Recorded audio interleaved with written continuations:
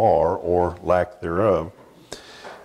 And we finished up last time kind of talking about Muhammad and the rise of Islam, and just to kind of recap that, to bring us back up to speed, of course, keep in mind that we went through the biblical history of Isaac and Ishmael and Jacob and Esau, showing where the split occurred and how some of the bitterness occurred.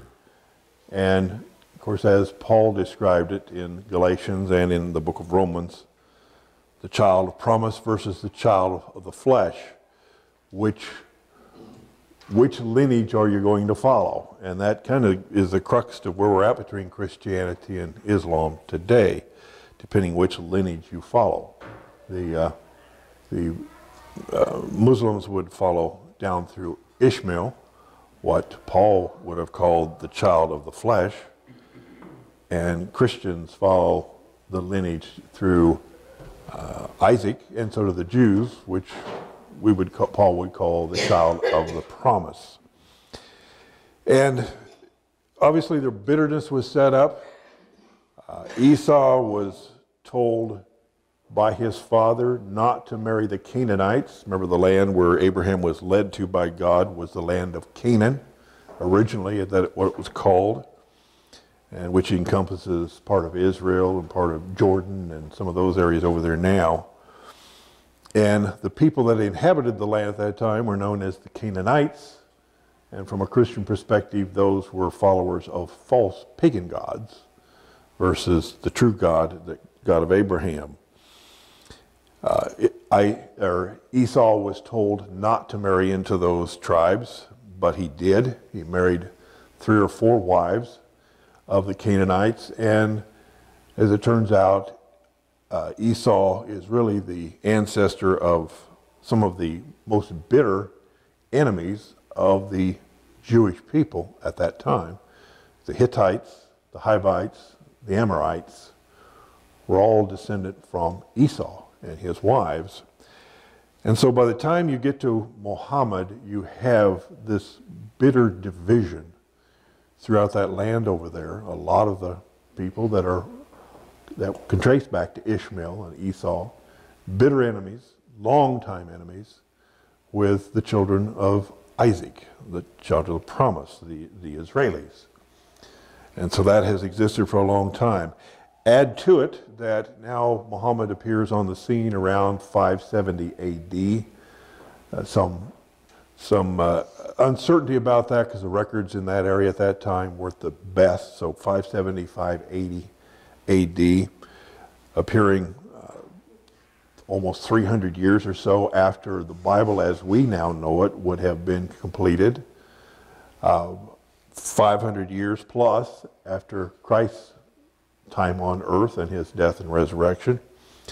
And then, depending on which book you're looking at, the Old Testament, 1,500 years or more after the Old Testament. Some of it was in existence, and the Jewish people.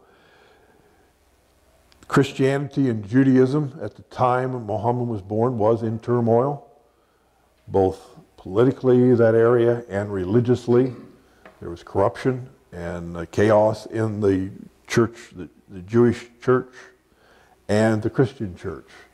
And so you can kind of see the mix that's there, the conditions that are there for Muhammad to be born into. There's probably a lot of people looking for something because there is so much chaos, and the true churches, as we would review it from the Christian standpoint, are in chaos because of man's deeds, and Muhammad comes into that. And as we talked about last time, he really didn't appear on the scene for any significance as far as Islam until about age 40. That's when he was started receiving these visions, and out of that came the Quran, all of the Quran, and that's one of the differences between our Holy Scriptures and the Quran. Our Holy Scriptures have about 40 different authors over a period of about 1,800, even 2,000 years. And the Quran has one author, Muhammad, indirectly, over a period of about 22 years that he received these visions. He was, and even the Quran indicates that, he was illiterate, and therefore he did not actually write the Quran, but he gave pronouncements of what these visions were, and other people wrote them down. They were initially written on just about anything you could find, parchments. Some of the texts even say rocks, leaves, all sorts of stuff they were written on. And then it wasn't until towards the end of Muhammad's life, and more so even after his death, before they started accumulating some of these writings from various places, because they weren't all kept in one place, to put together what we know now as the Quran. And that really wasn't complete until about 100 years after Muhammad's death, that the Quran was put together as a unit. There is no original text of the Quran, and even some of the ancient texts of the Quran are different than today's Quran. And apparently, if you go to some different countries, Muslim countries, that the Quran they're using does vary significantly. Even within their own text, it varies significantly.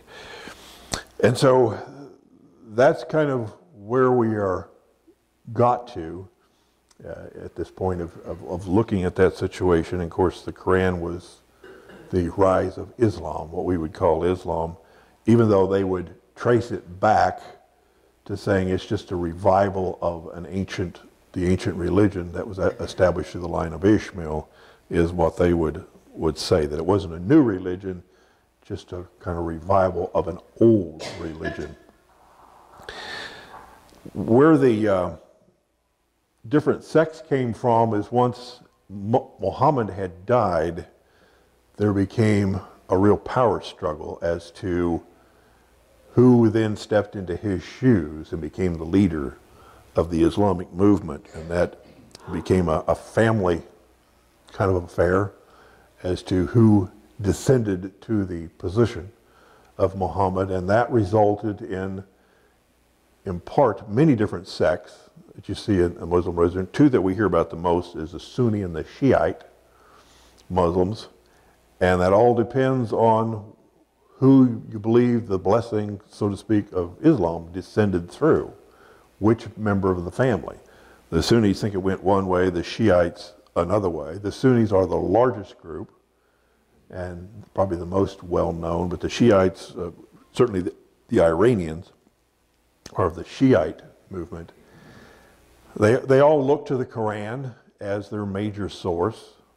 They have some different interpretations, obviously, some significant, and they do war against each other, have for centuries. The most recent that they still do, but the most recent that we're aware of on a large scale was even back in the time of Ronald Reagan's presidency, when the Iraqis and the Iranians, which border each other, were in a vicious battle against each other.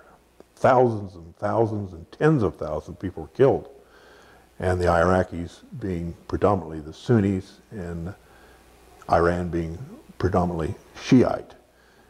Even to the point that, and this was reported and documented, that the fervor of the Iranians would mass young children as young as 8 years old to clear the minefields that the Iraqis would set out as protection, and run masses of children through the minefields, convincing them that they would die in holy battle and therefore go directly to heaven, and send young children, just run them through the minefields so they'd blow up the mines and then create a pathway for the Shiite soldiers to move in. And they still battle each other even today. There's been lots of that going on. There are other sects as well, the Wahhabites of Saudi Arabia, and there's, I think, the Alawites of Turkey, I believe it is. There's many others. They all have different variations, that type of thing, far beyond what we're going to discuss in this series, but just that you know there are different sects out there, perhaps not unlike our own Christian religion that has variations, although we don't seem to go to war with each other over it and kill each other. The Muslims have killed more Muslims than they have killed Christians over time, which kind of goes contrary to the whole idea that Islam is a peaceful religion, that some try to tell us of that. I referred to last time of the 5 pillars of faith, and these are generally shared among the Muslim populations, regardless of the sect.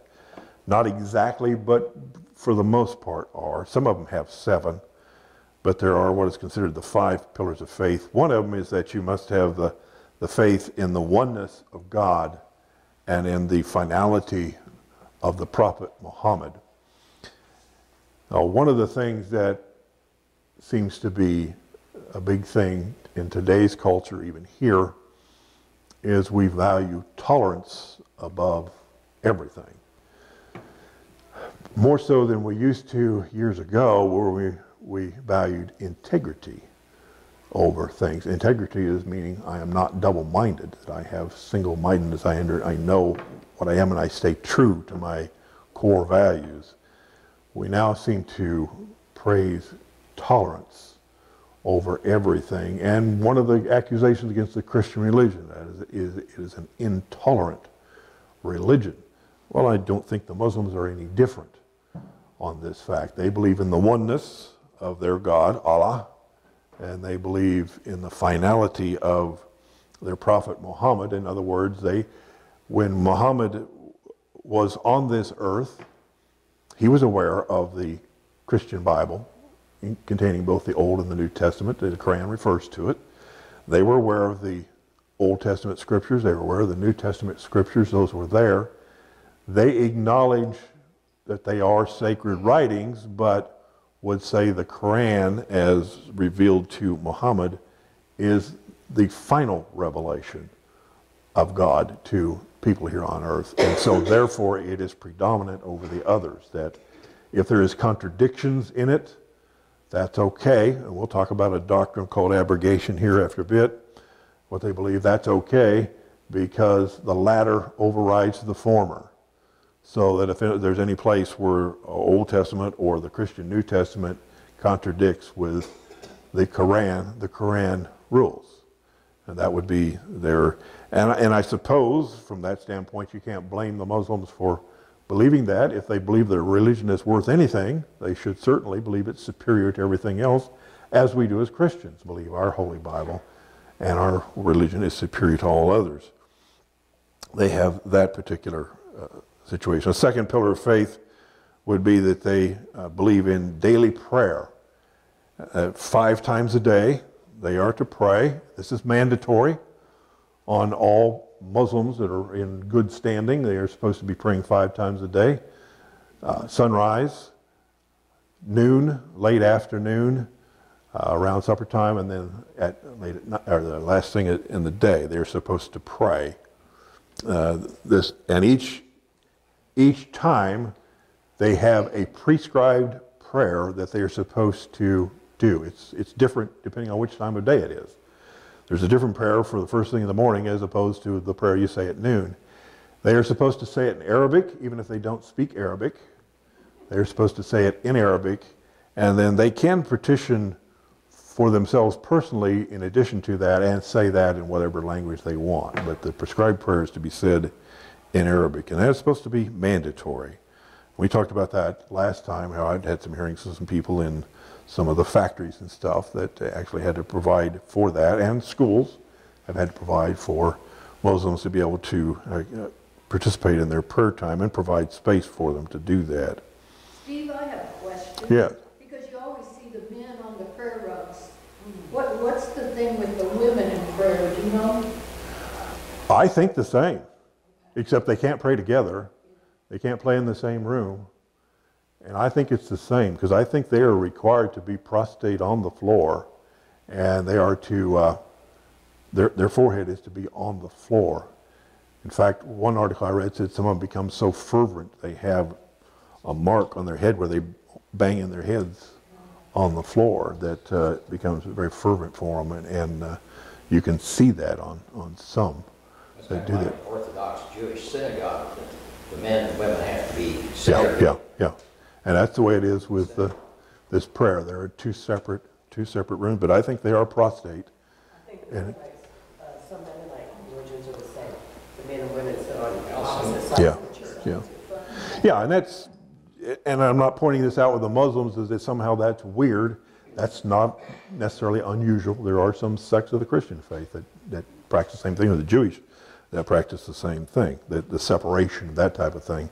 I don't know about the prescribed prayers that are mandatory, but although we see that Daniel did that in his day, had prayer that he participated in regularly, and that even defying the king edict not to do that, and still did it anyway. So apparently the Jews had that at one time, where they prayer and facing towards Jerusalem, and the Muslims face towards Mecca, that's practiced in the Christian faith as well, to some extent. So at the schools, they would have to provide 2 places yeah, they for would. children to go. That's right. For the boys to go one place. And That's the right. girls the other. That's right. Now, keep in mind, we're not required to provide anything for the Christians whatsoever, but they have to provide separate facilities for the Muslims. Yeah, they do. The third pillar of faith is that they are required to give alms to the poor, and again, not something that would be so much different than the Christian faith, in that there is some obligation of beneficence. And not all Christians agree on exactly how that's carried out, exactly what the obligation is, but there is some obligation to the poor.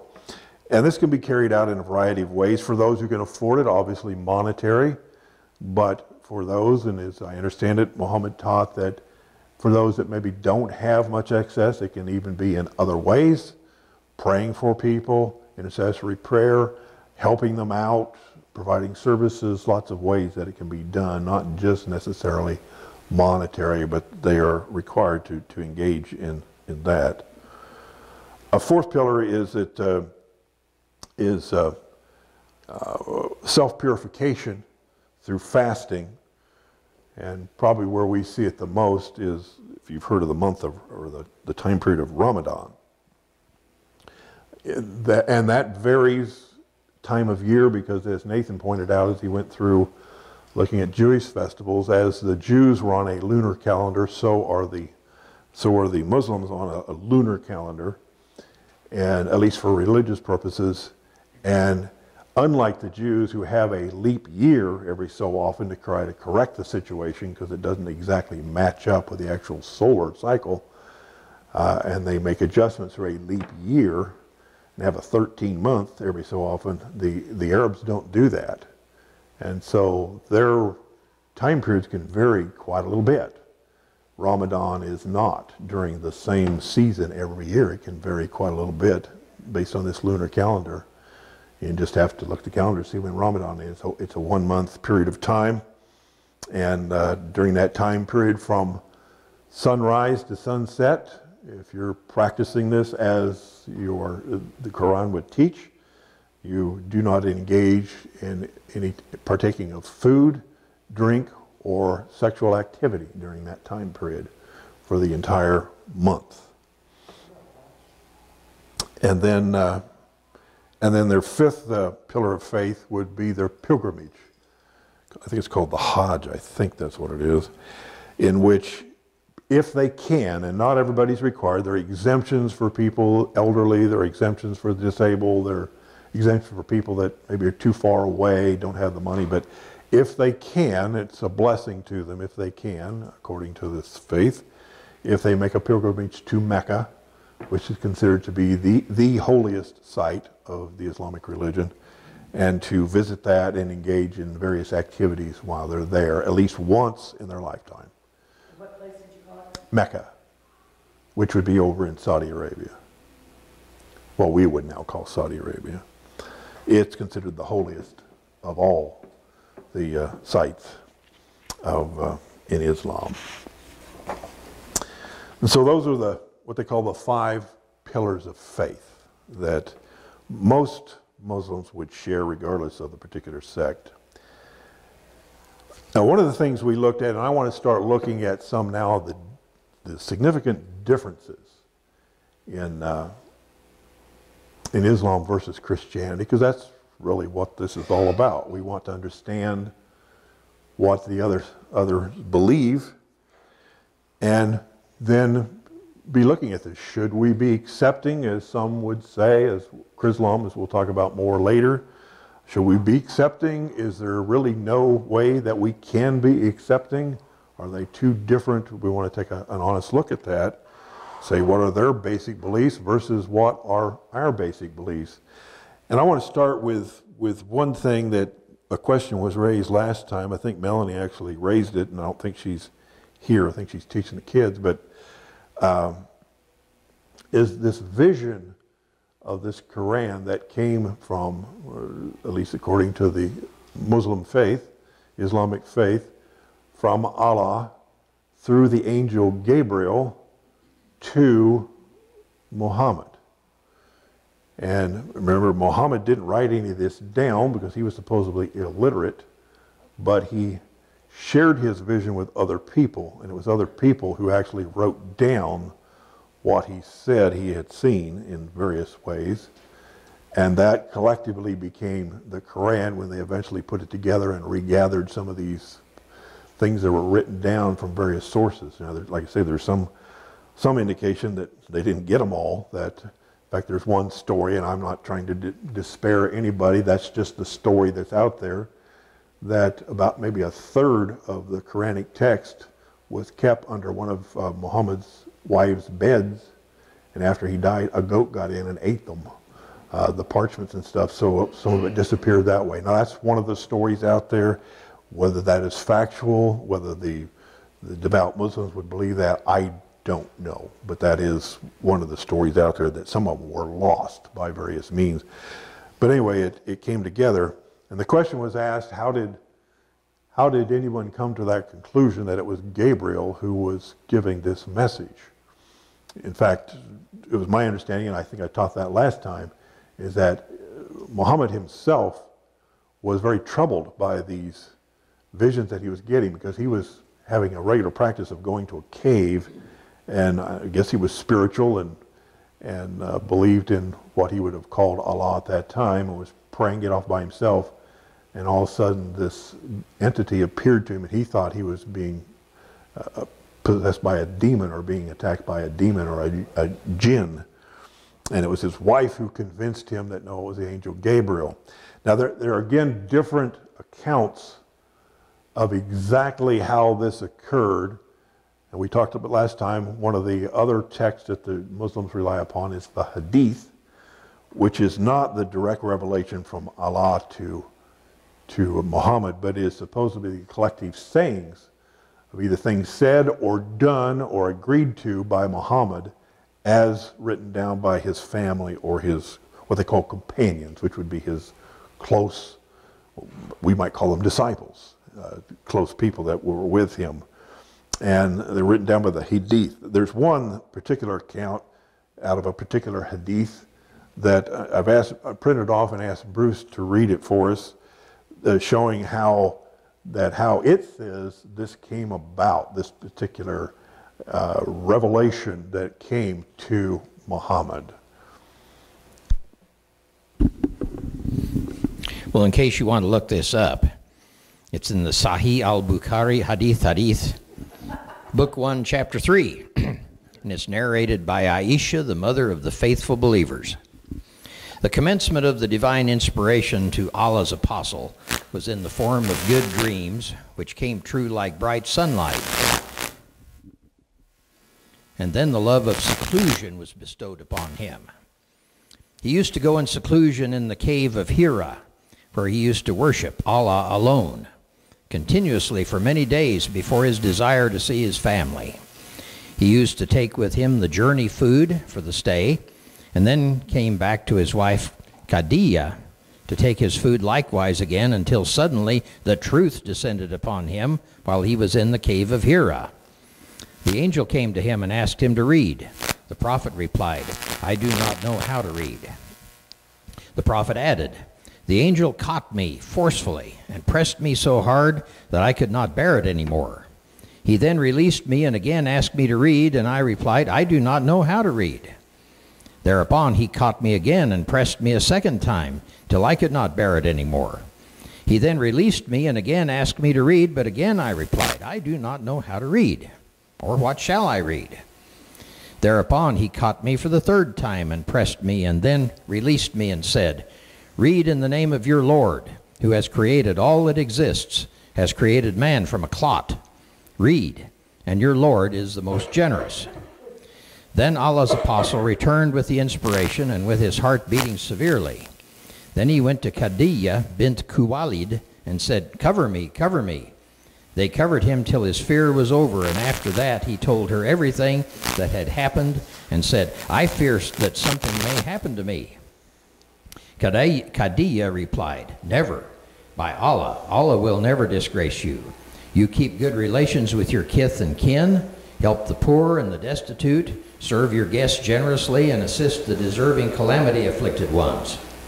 Khadijah then accompanied him to her cousin Waraka bin Naufal bin Asad bin Abdul Uzza, who during the pre-Islamic period became a Christian and used to write the writing with Hebrew letters.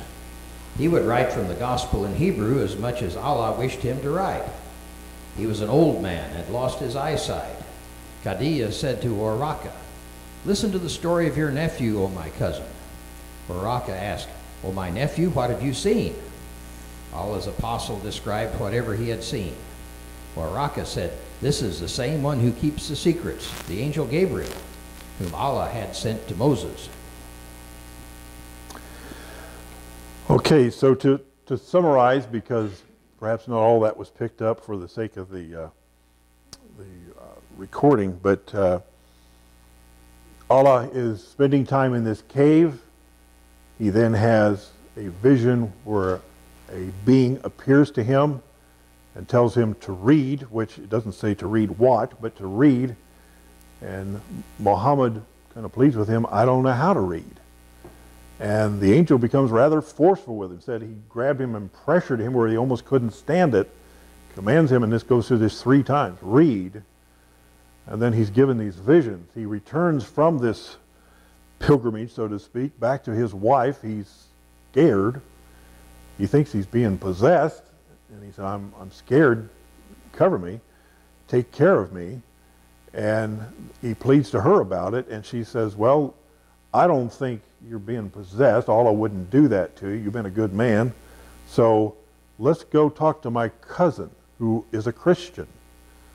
And so they do that. And the cousin, who was an elderly person at the time, asked Muhammad, "Well, what have you seen?"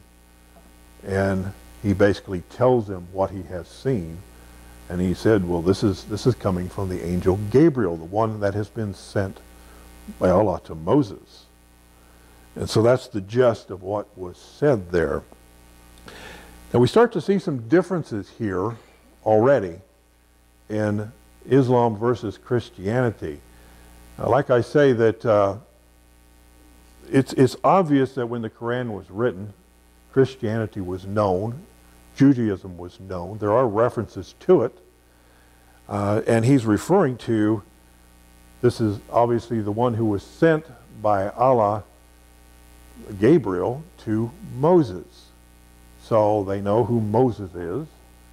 They know who Gabriel is. That comes out of certainly the New Testament and the Old Testament. They know that. But if you look in the Old and the New Testament, there is absolutely no description of an angel being sent to Moses named Gabriel. In fact, I don't think there's any accounts of any angels being sent to Moses at all in the Old Testament. So where that comes from is somewhat unknown. And there is this tendency in the Quran to refer to some Old Testament and New Testament stories, but they are a little muddled and sometimes interlinked. In other words, facts from this story and facts from this story all of a sudden become part of one story. That happens in the Quran. There is that. Plus, what we know about what the Bible tells us of interactions with Gabriel versus this interaction. 2 of the primary places we know that the Bible specifically mentions Gabriel's interaction with members of the human race are to Zechariah to announce the coming birth of John the Baptist and Elizabeth, and then Gabriel appearing to Mary, the son of Jesus, giving the pronouncement of his birth. And what is one of the things that happens on both of those occasions the Bible tells us? Because in the Old Testament days, the appearance of an angel was kind of considered somewhat of a fearful thing. That was somehow a harbinger of bad tidings or something. But what is the one thing in both cases that Gabriel tells these people when he appears to them? One of the first things he tells them is, fear not. Well, you have no reason to fear me. And then he mildly gives them this pronouncement of what he predicted. In Zechariah's case, the coming birth of child to then barren wife Elizabeth, and who turned out to be the cousin of Jesus, and then to Mary, who was a new person, but not yet married, but betrothed, the coming birth of Jesus himself, being overshadowed by the Holy Spirit, and she would bear then the Son of God. And in both cases, those were very peaceful interactions between Gabriel and the people to whom he gave the message. In this particular case, we see this interaction here, and it's not a peaceful one at all. It's violent. That Muhammad is scared. Gabriel gives him a command to read, which you would have thought an angelic host would have known. He can't read. He pleads with him, but I can't read. And the angel nevertheless grabs him and somehow must physically assault him in some way, because he said, I'm pressured to the point I almost can't stand it. And does that 3 times. It's a violent interaction.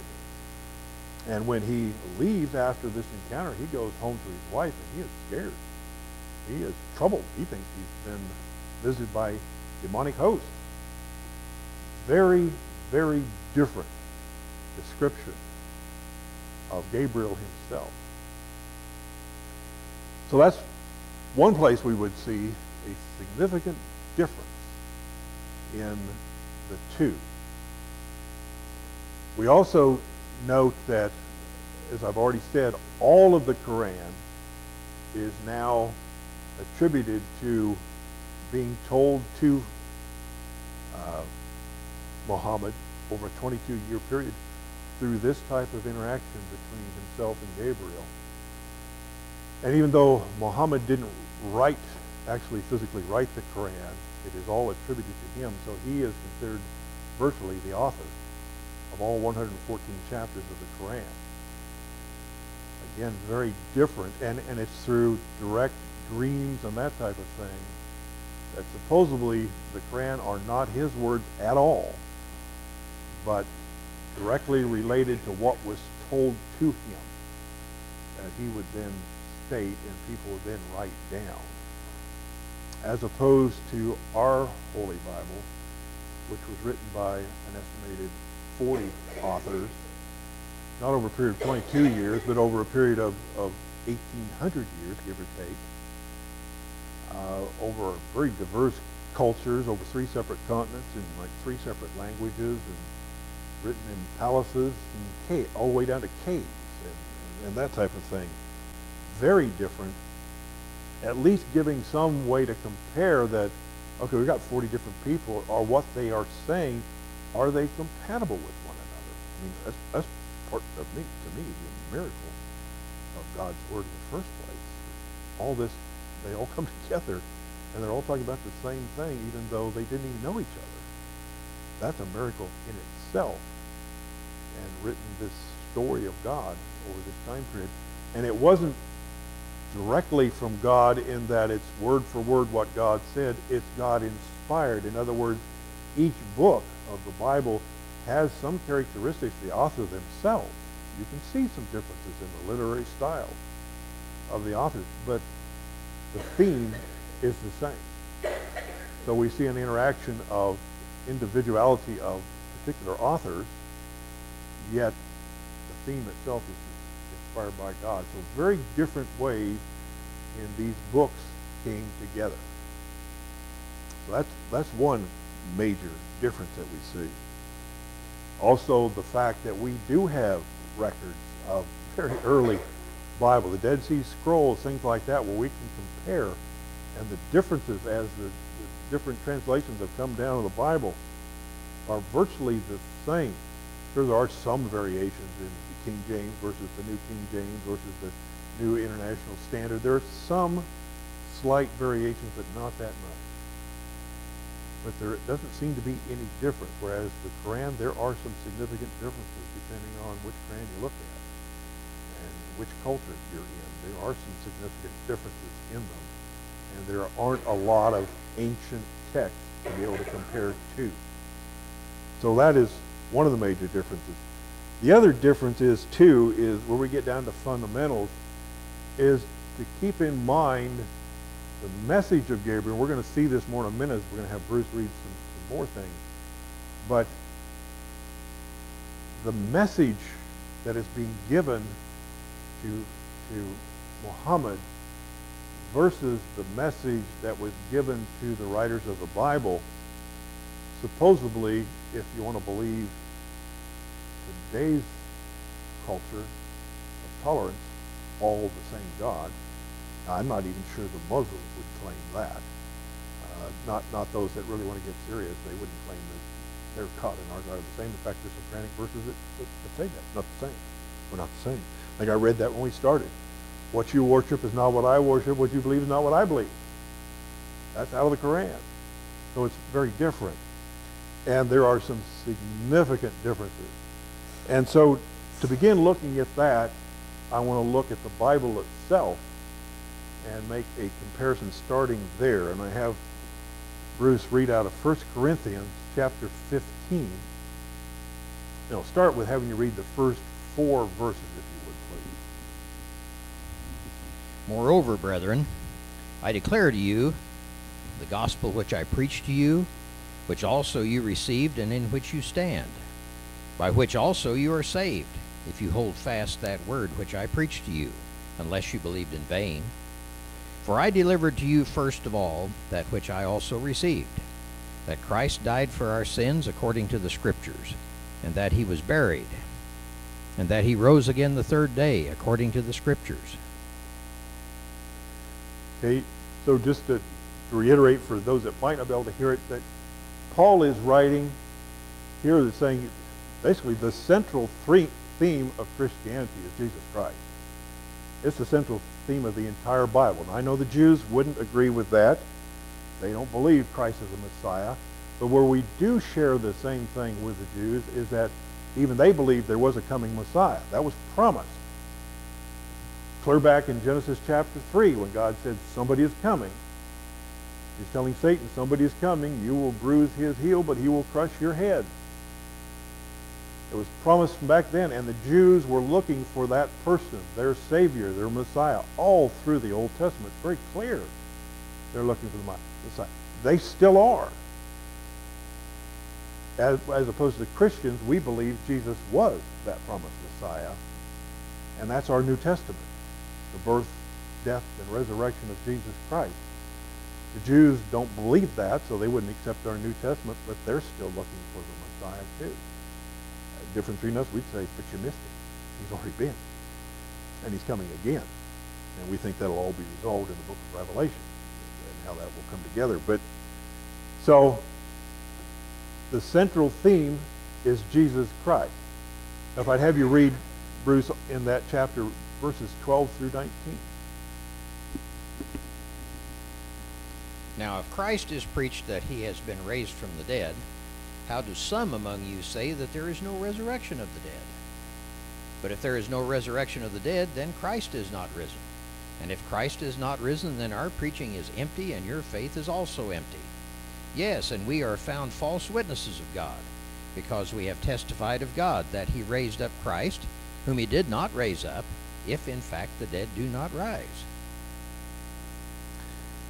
So Paul again is continuing on. He said Christianity, the core essence of Christianity is the birth, death, burial, and resurrection of Jesus Christ. And if that's not true, you don't have anything. You're worshiping in vain. You're wasting your time. Because if that's not true, then there is no need for a Savior. No Savior has come. There is no forgiveness of sins. And we're going to die in our sins, and we're not going to be resurrected. Just clear as a bell. That's what he's saying. He said, you don't believe that? You have nothing. You're wasting your time. Don't even bother to study this book because it's a waste of time.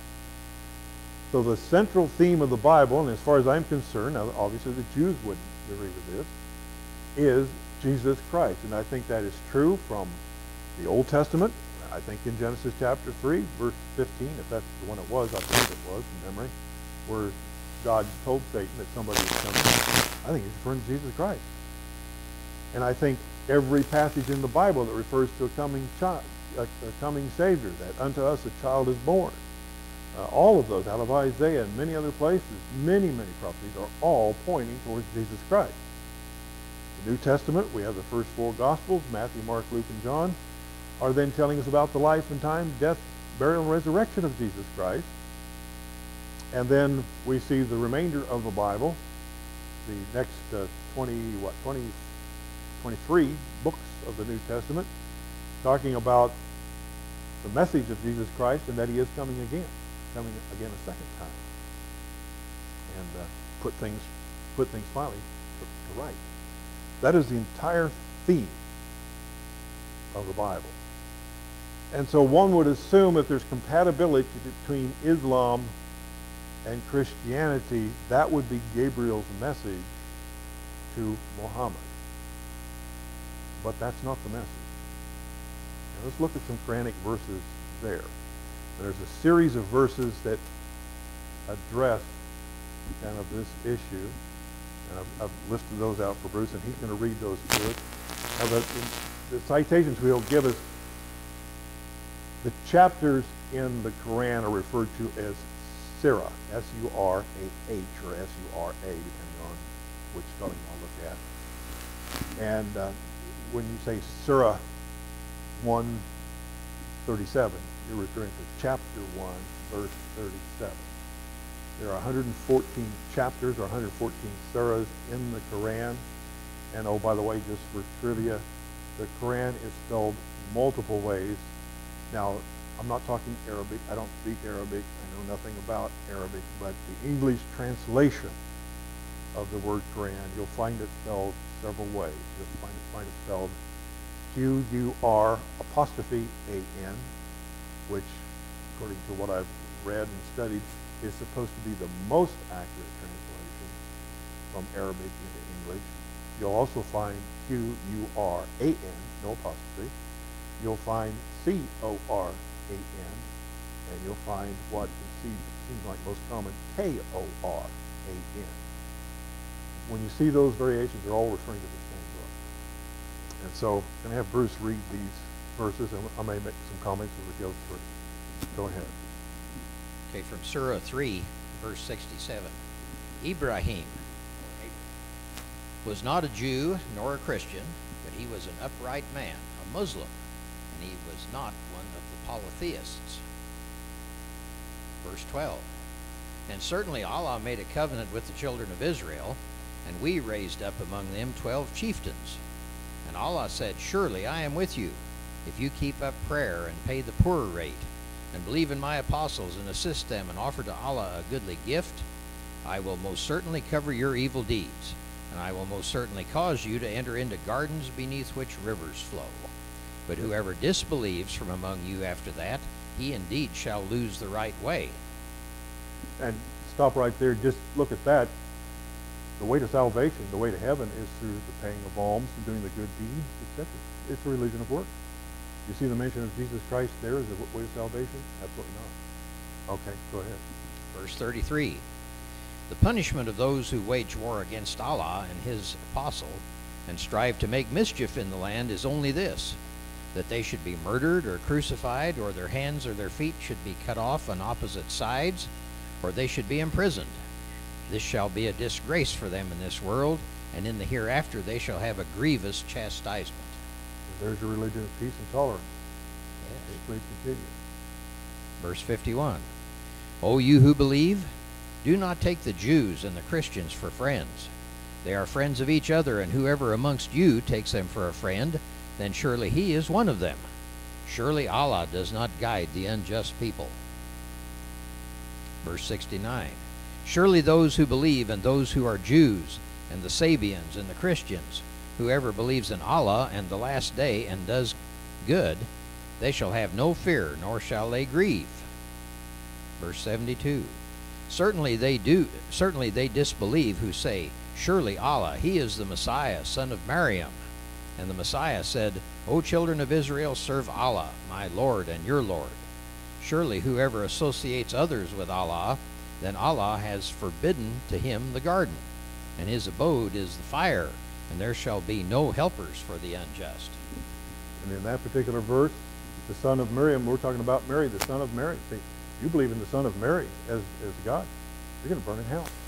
So that's absolutely wrong. Go ahead. There's a note here that Isis, son of Maryam, is referring to Jesus, son of Mary, and the following verses say he was not the son of God or Allah.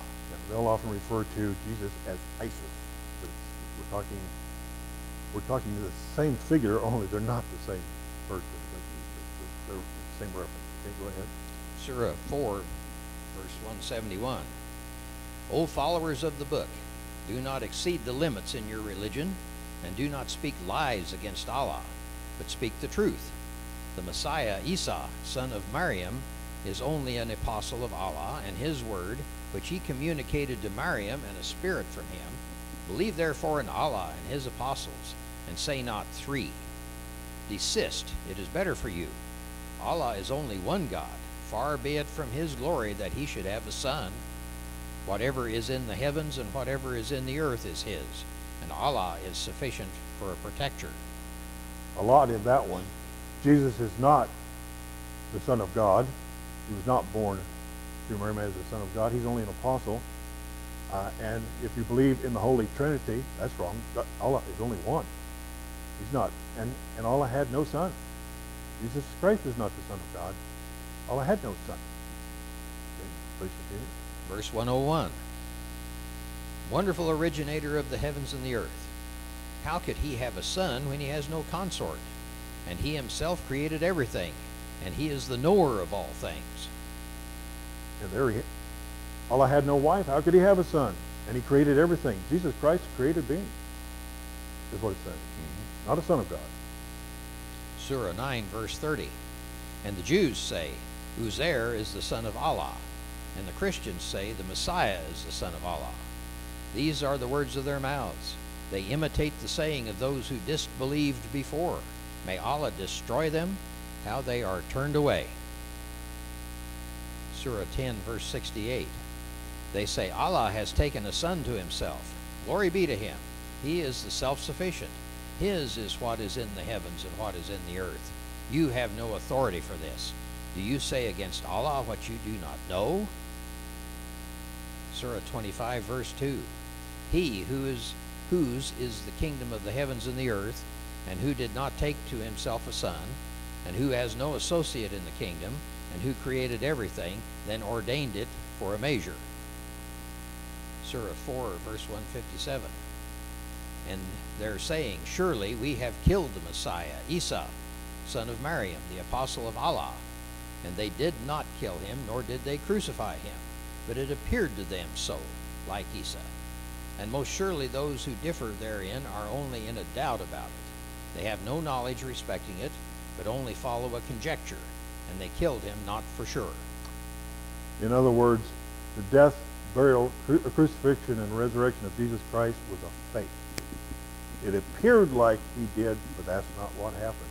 And there are verses that actually say that Jesus will return someday and tell us that. Say, you know what?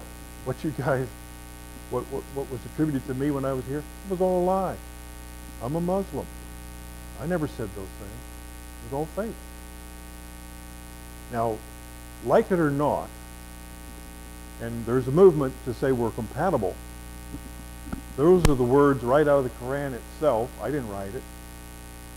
That's what the Quran teaches. And you can summarize it right off the bat and say Jesus is not the Son of God. Jesus is not divine. He's a created being. He's merely a prophet. He's no better than Muhammad himself. He did not die on the cross. That was all fake. Now tell me how the two religions can be compatible.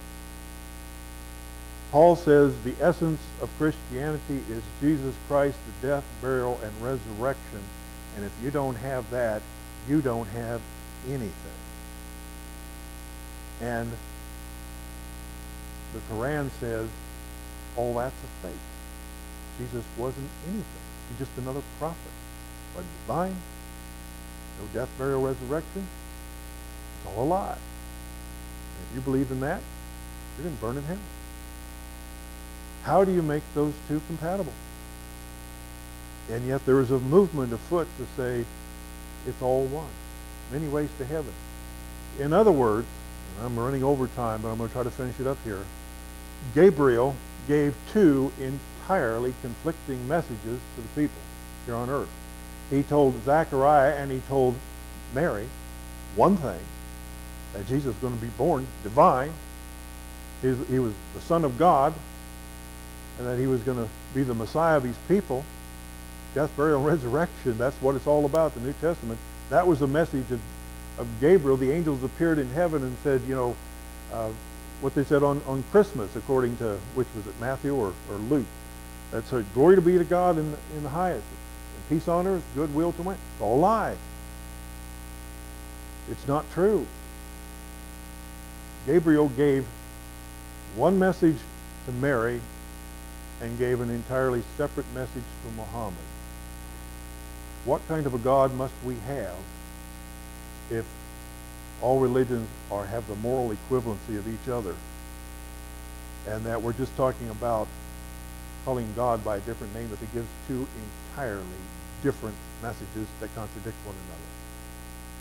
And he tells one set of people, you are saved through the blood, death, resurrection of Jesus Christ, and tells another set of people, none of that's true, it's all fake. They're not compatible. Not in the essence are they compatible. They may be compatible in thou shalt not steal, don't kill people. They may be compatible in some of that, but not in the core value, not in the essence of what Paul says Christianity is all about. Absolutely inconsistent with one another. And so when we're told there can be a Chrislam, there can be a melding together of the two, or that there's some compatibility, we're all one and everything else, as an absolute contradiction, an absolute lie of what the two holy texts say. Okay, I'm running over. I have a lot more that's going to cover today. We'll cover it next time. But let's stop there for today, and we'll pick it up there next time.